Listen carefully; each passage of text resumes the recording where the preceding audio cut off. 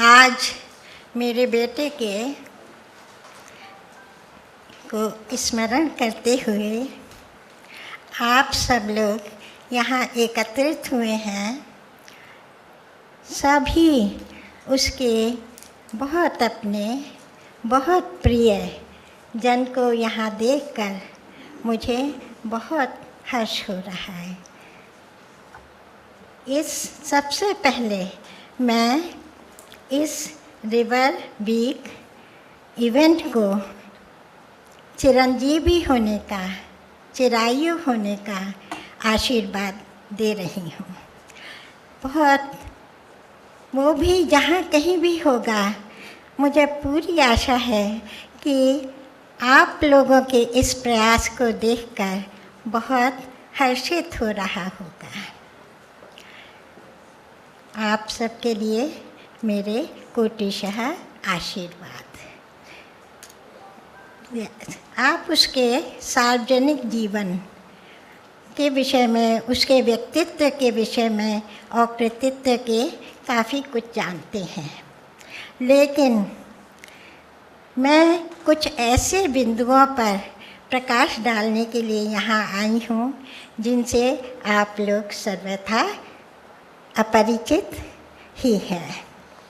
वो उसके प्रारंभिक जीवन, उसके जन्म और प्रारंभिक एजुकेशन, इन सब से संबंधित है। लिखकर तो मैं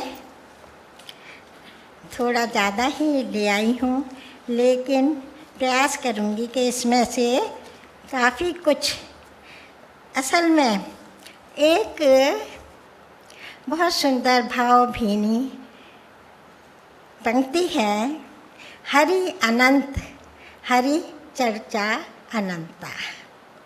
इसी तरह से मैं देखती हूँ कि जब मैं मनोज के विषय में कुछ आपके साथ साझा करने के लिए लिख रही थी, तो मैंने पाया कि उसकी भी सारी बाल लीलाएं और जीवन से संबंधित अन्य वृत्तांत, घटनाएं इतनी अनंत हैं कि उन्हें तो केवल एक स्मारिका रूप में ही संचित किया जा सकता है। फिर भी मैं आपसे कुछ यहाँ साझा करूँगी।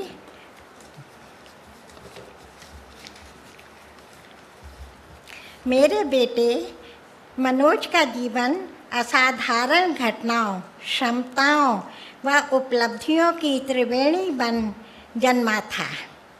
आप सब मनोज के प्रियजन उसके व्यक्तित्व, कृतित्व व सार्वजनिक जीवन के विषय में बहुत कुछ जानते हैं, किंतु उसकी विलक्षण जन्म कथा, बाल लीलाएं व प्रारंभिक जीवन के शिक्षा दीक्षा आदि से संबंधित वृत्तांत से आप लोग सर्वथा अनभिज्ञ ही हैं। ये संस्मरण अलौकिकता से भरे हैं और जिनकी जीवंत साक्षी केवल मैं ही हूँ। आज उन तथ्यों को आपके साथ साझा करने का मन बना रही हूँ। मैं उसकी माँ हूँ। उसके चिर विछोह की वेदना मुझे उसके जाने के बाद से प्रतिपल विकल करती रही है और अभी भी असह्य है। फिर भी मुश्किल से साहस बटोर रही हूँ और पूर्ण विश्वास है कि मेरे मालिक उन्हें आप सबके सम्मुख उजागर करने की मुझे सामर्थ्य देंगे। मनोज का जन्म विजयादशमी के शुभ दिन बहुत ही विलक्षण परिस्थितियों में हुआ था। अभी तो मेरी गर्भावस्था का 8वां महीना ही चल रहा था, किंतु दशहरे के एक दिन पूर्व शाम से ही कुछ ऐसी अनहोनी घट गई जिससे कि डॉक्टर्स की कोशिश थी कि फ़ौरन ही डिलीवरी हो जाए, परंतु ऐसा संभव नहीं हुआ। दूसरे दिन सुबह होते ही मुझे छत पर टहलने के लिए ले जाया गया। जीने का द्वार खोलते ही देखती क्या हूँ, सामने मुंडेर पर एक नीलकंठ पक्षी बैठा अपनी अद्वितीय शोभा बिखेर रहा था। तभी मेरी माँ ने बतलाया कि दशहरे के दिन नीलकंठ के दर्शन बहुत ही शुभ माने जाते हैं। हुआ भी कुछ ऐसा ही। अब तक अनेक दवाइयाँ व इंजेक्शन दिए जाने पर भी जो प्रसव पीड़ा रुकी हुई थी, उसके लक्षण अब प्रारंभ हो गए थे। इधर घर में पारिवारिक परंपरा अनुसार त्यौहार मनाने की तैयारियां शुरू हो गई थीं। घर के चौक में गाय के गोबर से करीब 6 फीट लंबी व 4 फीट चौड़ी धरती पर लेटी हुई 10 मुख वाले दशानन की आकृति बनाई गई थी तथा जैसे तुरई के पीले फूलों व खील बताशों से सजाया गया था। उसकी कौड़ियों से बनाई गई आँखें बहुत ही प्रभावशाली थीं। पूर्वाह्न में पूजा प्रारंभ हुई और ठीक 11:20 पर जैसे ही घंटा, घड़ियाल, मंजीरे, करताल आदि के वातावरण को गुंजाते उच्च घोष के साथ आरती शुरू हुई और शंख बजा कि अंदर से चिर प्रतीक्षित नवजात के रोने की ध्वनि भी इसमें आ मिली। ये दिव्य संयोग के क्षण अद्वितीय व अविस्मरणीय थे। मथुरा की पावन धरती पर इस विधि दिव्य बालक मनोज का अवतरण हुआ था। दुग्ध धवल वर्ण, अनुवांशिक नुकीली नाक, गुलाब की पंखुड़ियों से गुलाबी होंठ व गाल, चिबुक में आकर्षक गड्ढा दर्शनीय रूप से मनोहारी थे, किंतु समय से पूर्व आ जाने के कारण अभी पलकें, भवें और सिर में केश नहीं आए थे और सारी देह भी बहुत कोमल और कृशकाय थी। एक उल्लेखनीय बात और थी। 33 वर्ष पूर्व कोटद्वार के मिश्रा परिवार में किसी परिजन की दशहरे के दिन ही मृत्यु हो गई थी, जिस कारण पूरे परिवार में ये त्यौहार नहीं मनाया जाता था। किंतु इसी दिन कुटुंब के लिए सौभाग्यशाली बन कर आए मनोज के जन्म के साथ दशहरे का मनाया जाना पुनः प्रारंभ हो गया। इसकी सुघड़ प्रखर बुद्धि दूरदेशी नानी ने डिसइंफेक्टेड कॉटन के फाये बना उनमें इसे लपेट कर रखा। रुई की ही बनी बत्ती से बूंद बूंद माँ का दूध इसके मुख में टपका इसका भरण पोषण किया। कॉड लिवर ऑयल की दिन में 2 बार मालिश कर व टॉनिक आदि देकर केवल 2 माह में ही इसे 2.5 पाउंड से 5 पाउंड से अधिक का बना दिया। अब ये आसानी से दुग्धपान करता था और माँ मेरे भोजन आदि की पौष्टिकता का विशेष ध्यान रखती थीं, जिसके कारण अब ये सामान्य स्वस्थ शिशु जैसा बन गया था। इसके वयोवृद्ध पर नाना जी इसे सुबह की धूप में गोदी में लिटाकर लंबे समय तक ध्यान पूजा करते रहते और इस प्रकार इसको विटामिन डी व उच्च संस्कार भी मिलते रहते थे। साथ ही वे कहते थे, ये बहुत ही विलक्षण दिव्य आत्मा तुम्हारे घर आई है, इसका पालन पोषण बहुत ध्यान के साथ करना। कहते हैं पूत के पाँव पालने में ही दिख जाते हैं। नानी के घर दोबारा मथुरा आगमन पर जब मेरा लाल केवल 8-9 माह का घुटनों चलता नन्हा शिशु ही था, घर के आंगन के ऊपर बंदरों के प्रकोप से बचाव के लिए लोहे की सलाखों से बनी छाजन छाई हुई थी। उसी के नीचे एक दिन ये आंगन में घुटनों के बल एक स्थान से दूसरे स्थान पर रेस लगाते मिट्टी के खिलौनों से खेल रहे थे कि अचानक ही 2 स्लेटी रंग के जंगली कबूतरों ने पहले अपनी मुंडी सलाखों के बीच में घुसाई और फिर गोता मारते से पूरे शरीर को नीचे इसके पास ले आए। इसने उन्हें भी अपना खिलौना समझ उनके साथ खेलना शुरू कर दिया। और आश्चर्य की बात यह थी कि कबूतरों ने अपना कोई बचाव भी नहीं किया। नानी ने कुछ दाने लाकर उनके खाने के लिए पासी फर्श पर बिखेर दिए और एक गहरी प्लेट में पीने के लिए पानी रख दिया। नन्हा मनोज कबूतरों को अपने हाथों में पकड़ भी लेता और जैसा शिशुओं का स्वभाव होता है कि हर चीज़ मुंह में ले जानी है, ये उन्हें भी अपने मुख की ओर ले जाता रहता है। किंतु कमाल था कि दोनों में से कोई भी परस्पर एक दूसरे से डर नहीं रहे थे। काफ़ी देर बाद उस लोहे के टट्टर का जंगला खुलवाकर कबूतरों को बाहर उड़वाया गया, परंतु घोर आश्चर्य, दूसरे दिन तो 4-5 और फिर धीरे धीरे 10-15 कबूतर न जाने किन जन्मों का अपनापा निभाते उसके साथ खेलने आते रहे। और फिर जब जनाब मथुरा से कोटद्वार आ गए तो उन्होंने भी अपना आना बंद कर दिया। मथुरा का ही इनके बचपन का एक और वृतांत है।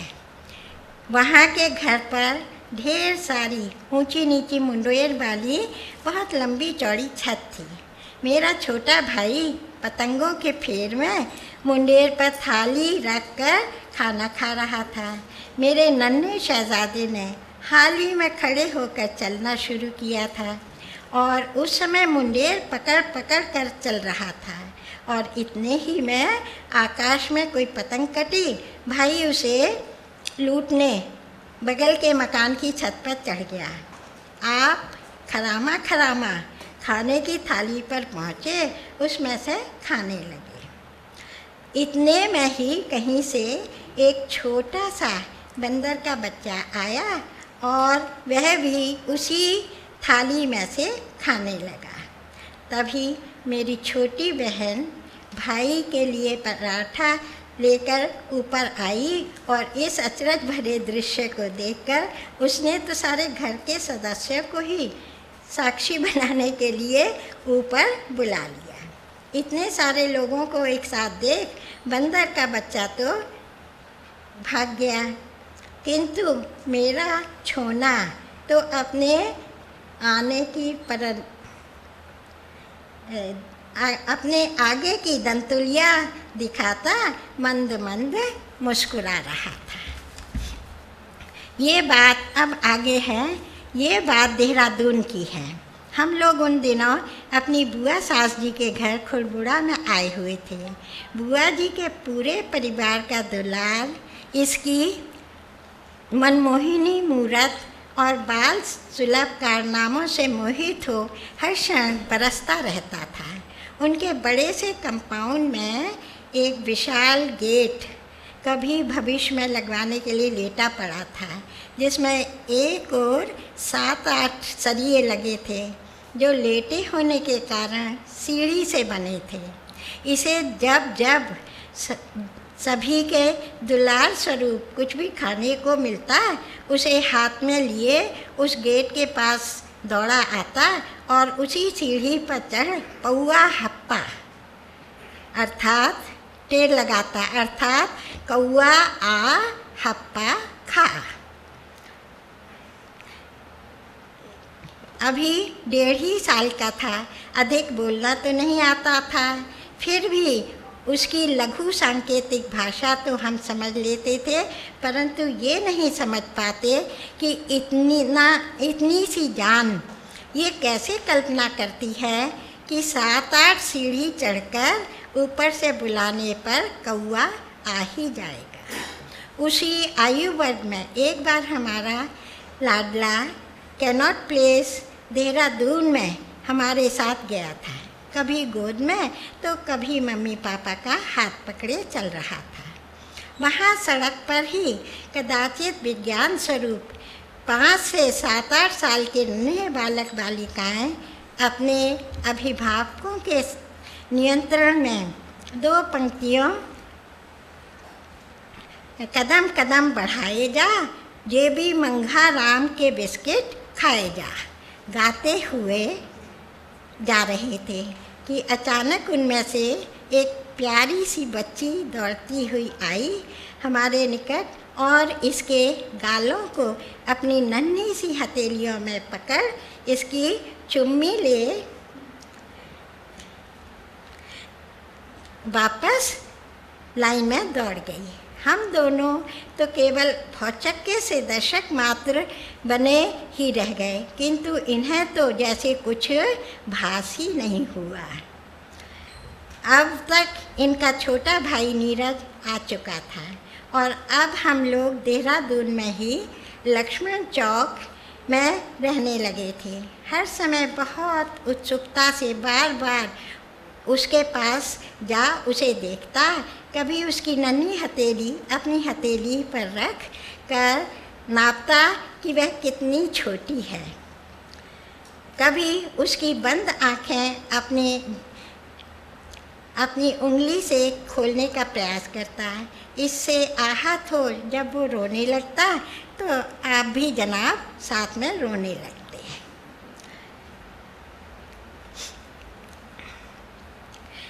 इससे बहुत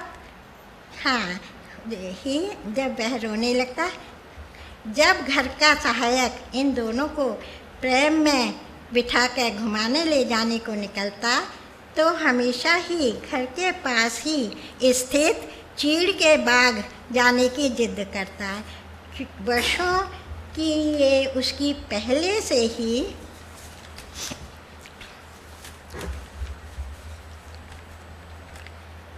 प्रिय स्थल था।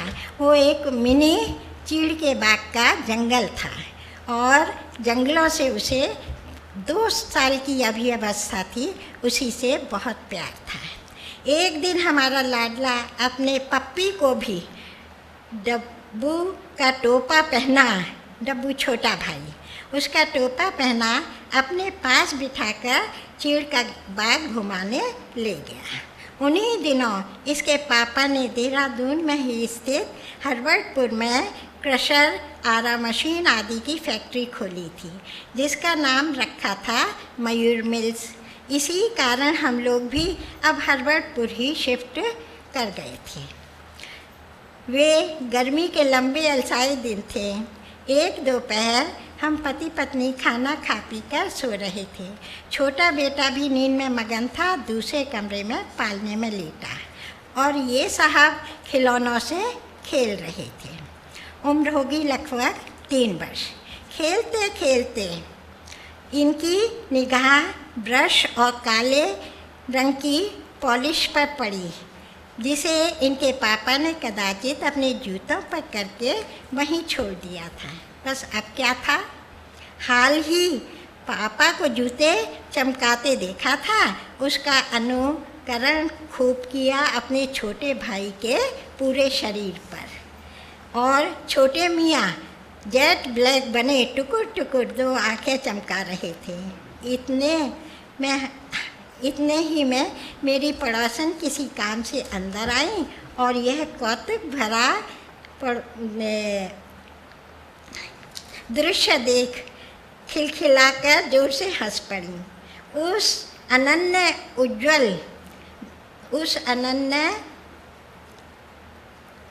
दृश्य को ध्वनि से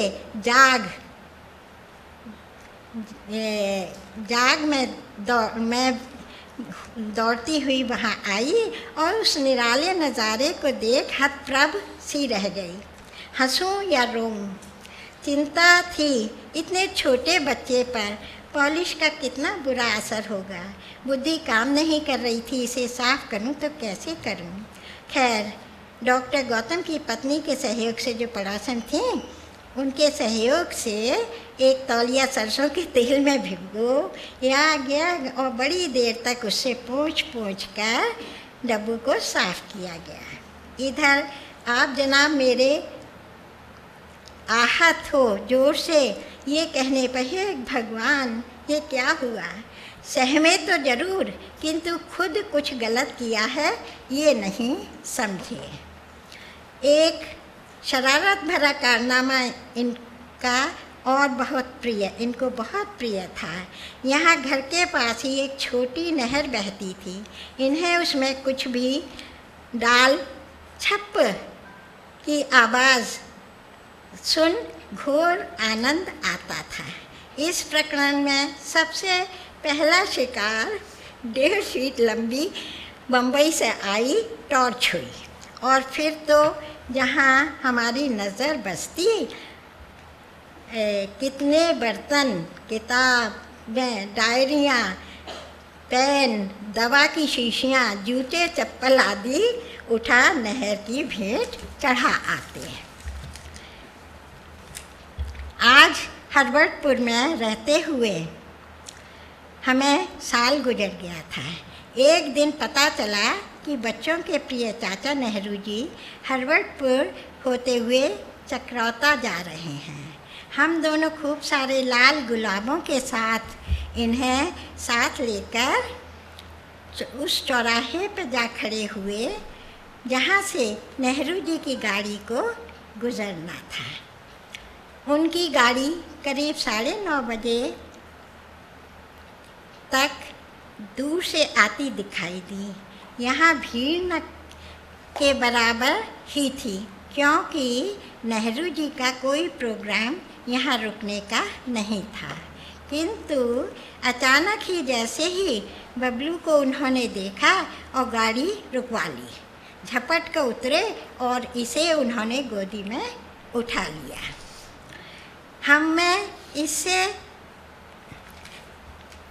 हमने इससे जगत बाल चाचा को गुलाब दिलवाया और नारा लगाने को कहा, नेहरू चाचा की जय कहो। आप ये सब तो नहीं बोल पाए, केवल जय जय जय करते ही रह गए। अच्छी तरह समझ आने से पहले मनोज का बहुत दिनों तक यही विश्वास रहा कि उनका दिया ही गुलाब नेहरू जी की अचकन में हमेशा सुशोभित होता रहता है। इस भाव भीनी पंक्ति हरि अनंत हरि कथा अनंता के समान ही मेरे बहुजन सुखाय बहुजन हिताय बेटे की बाल चरित्र संबंधी अनेकों कथाएं एक के बाद एक स्मृति पटल पर उभरती चली आ रही हैं, किंतु समय का भी ध्यान रखना है।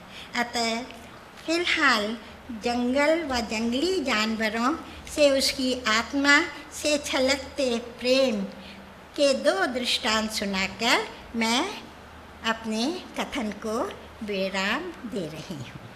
ये घटना है उस समय की जब मनोज मिलिट्री स्कूल धौलपुर से अपनी 10वीं कक्षा की परीक्षा देकर छुट्टियों में घर आया था।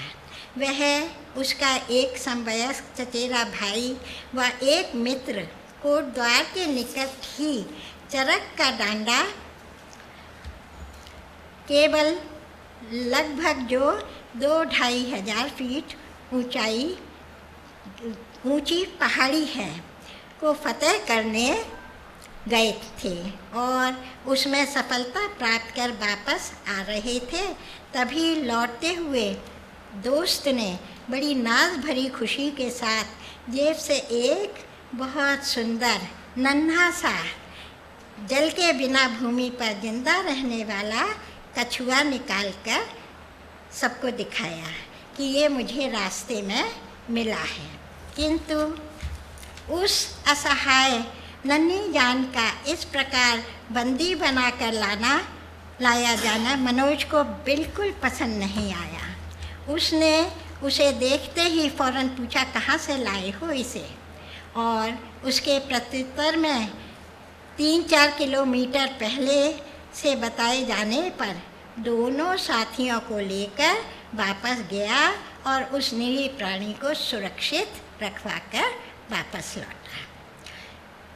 एक और घटना ये 7-8 माह पूर्व की ही भोपाल के निकट आंवली खेड़ा ग्राम सीहोर जनपद मध्य प्रदेश की एक दर्दनाक घटना है। मनोज को किसी ने बताया कि उस गांव के निकट एक झाड़ी में रेबीज से ग्रसित एक बाघ मरणासन अवस्था में पड़ा है। मनोज को फौरन वह उसे देखने गया और पाया कि उसका कोई इलाज अब हो नहीं सकता और असह्य दारुण कष्ट वह भोग रहा है। वहीं अनेकों आसपास के स्त्री पुरुष गाड़ियों में भर भर कर उसे देखने आ रहे थे, जिन्हें देखकर असहाय प्राणी के प्रति बेबस स्थिति में उपजी घोर पीड़ा ने विकराल क्रोध व हताशा का रूप धारण कर दर्शनार्थियों को बहुत धिक्कारा। बाद में एक प्रत्यक्षदर्शी ने यह दुखद वृतांत मुझे सुनाया था और ये भी बतलाया था कि कैसे वह उस बाघ के दर्द को किसी बहुत अपने आत्मीय जन के हृदय विदारक दर्द की तरह उन बोझिल क्षणों में अनुभव कर रहा था।